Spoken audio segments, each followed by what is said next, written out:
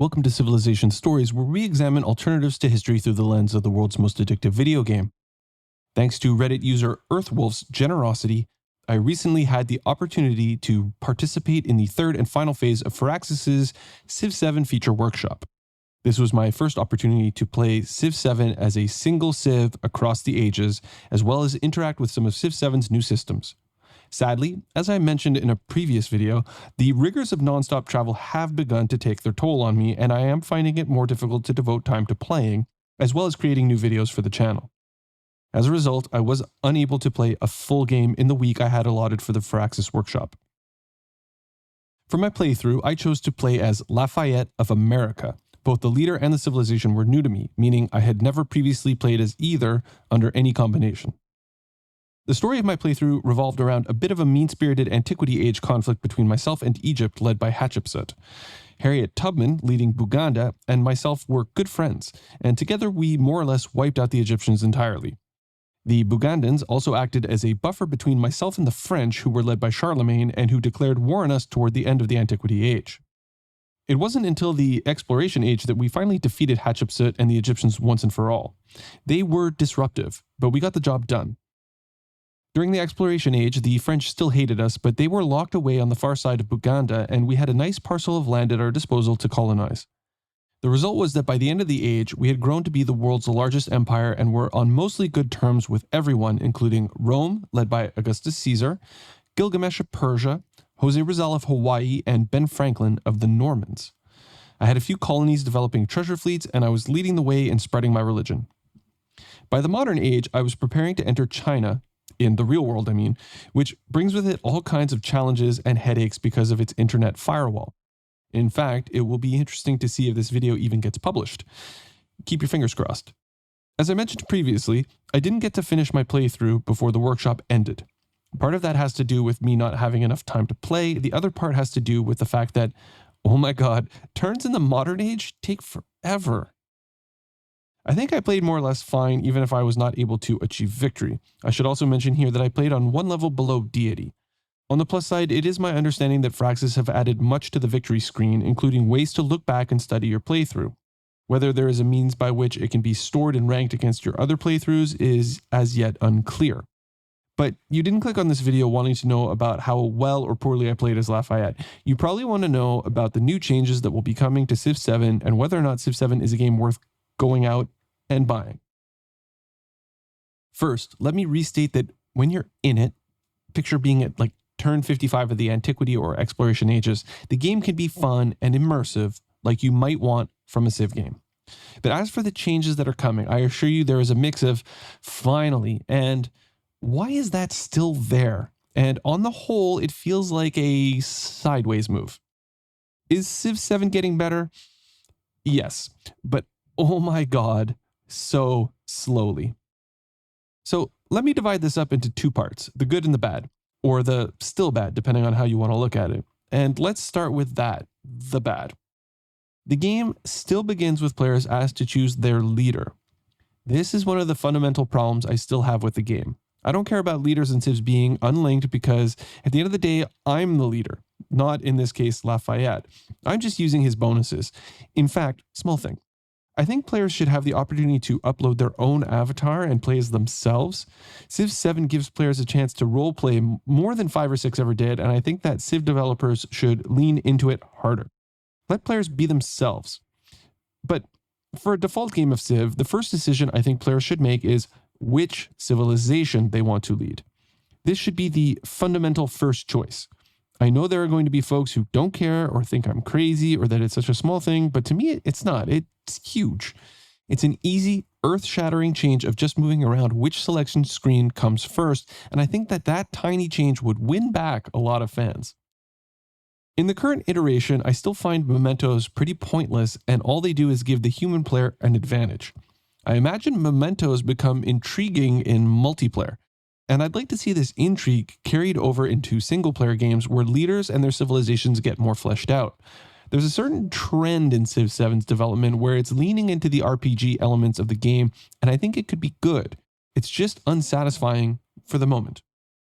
It would be nice to see clearly what kind of mementos one's opponents have. I think one of the reasons why this aspect of the game is still so weak is because of the developer's initial decision to place both leaders at either end of the diplomacy screen. I stated a long time ago that your rivals should look right at you. It makes them more intimidating.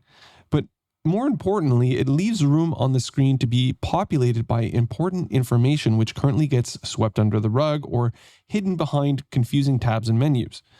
It's well understood that Civ VII's UI is messy, difficult to understand, and that important information is hard to find. There have been massive improvements in this regard, but oh my god, was the hole dug deep. Overall, there's been no real work done on diplomacy, barring independent power suzerainty scaling, and it's still a bit of a drag. I did run into some errors like Egypt's unique units having multiple copies occupying the same tile and making conquering their cities quite the ordeal, but that's what these workshops are for, I guess. I also had rival exploration era coursers able to one-shot my level 10 commander, but again, an obvious balance issue liable to be worked out and not a flaw with the actual spirit of the game. The last really jarring aspect of the game that persists is religion. It is still flimsy AF.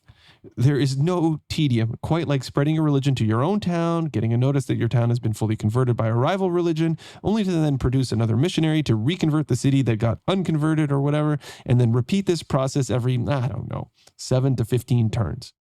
Religion should really be treated as either defensible, with infrastructure or units that can counter rival missionaries, or should exist in settlements as a percentage of pressure.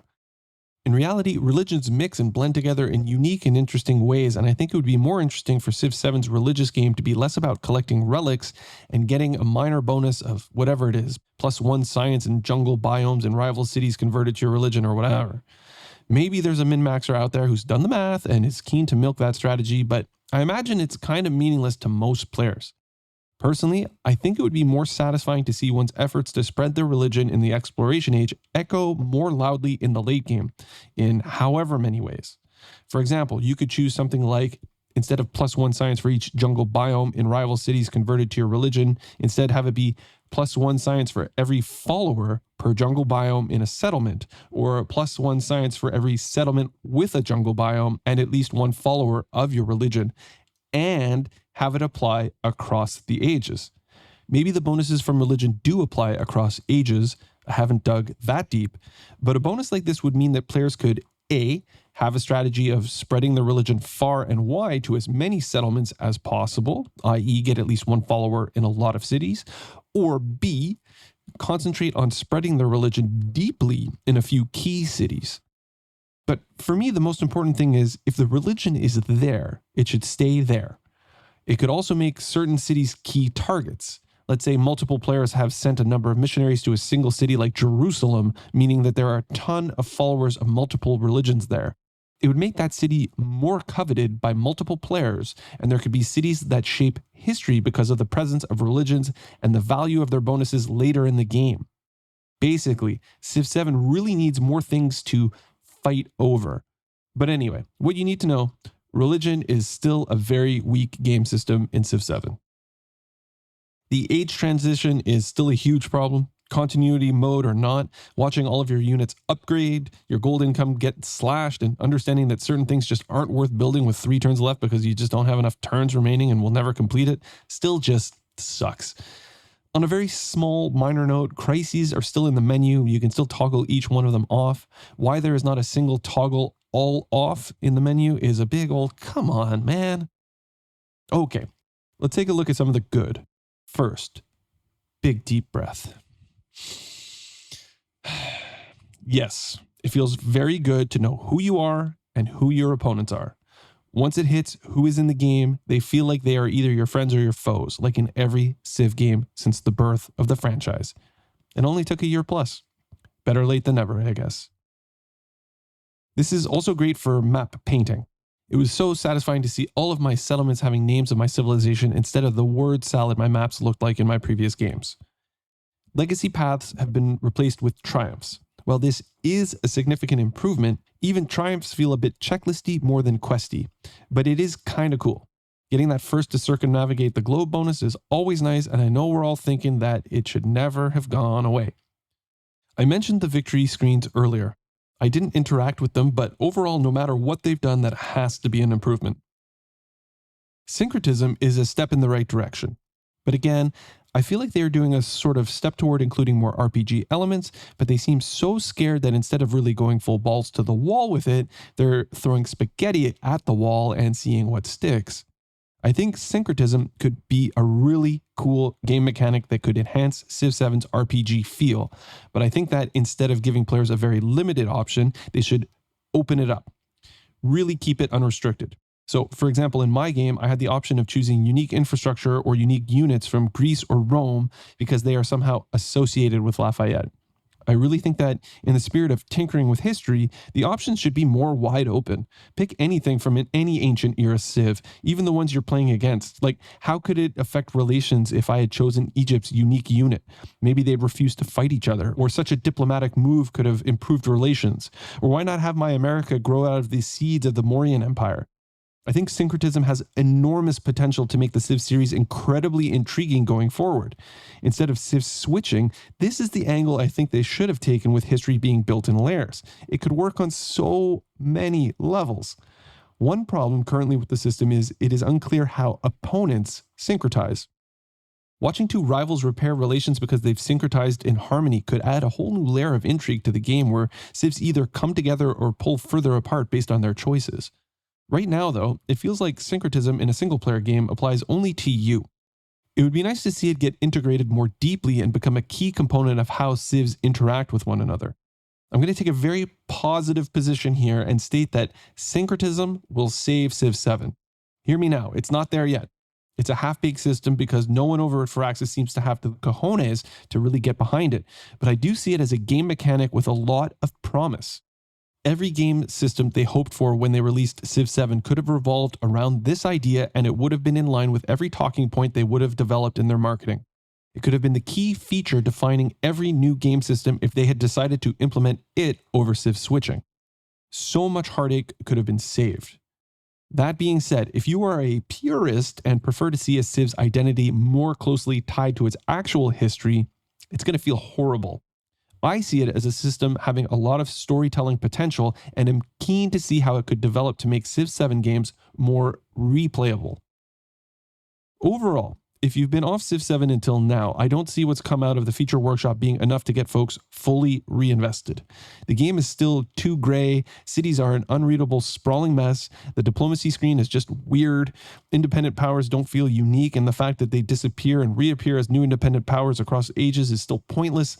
Wonders still don't feel impactful or worth the production. There are too many of them. The whole game is focused on specialists and adjacencies more than decisions. There are too many menus, too many trees, and too many growth events or choosing specialists or tiles to work in settlements.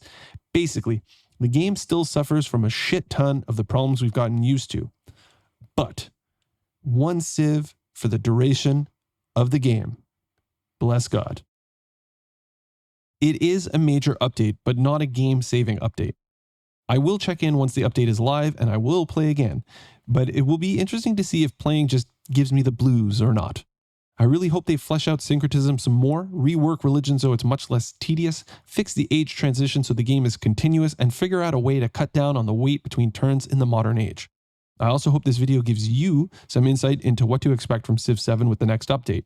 If you like this video, give it a like and be sure to subscribe if you haven't already. And as always, remember to keep playing and making your own civilization story, your own amazing path through history, and I'll see you next time.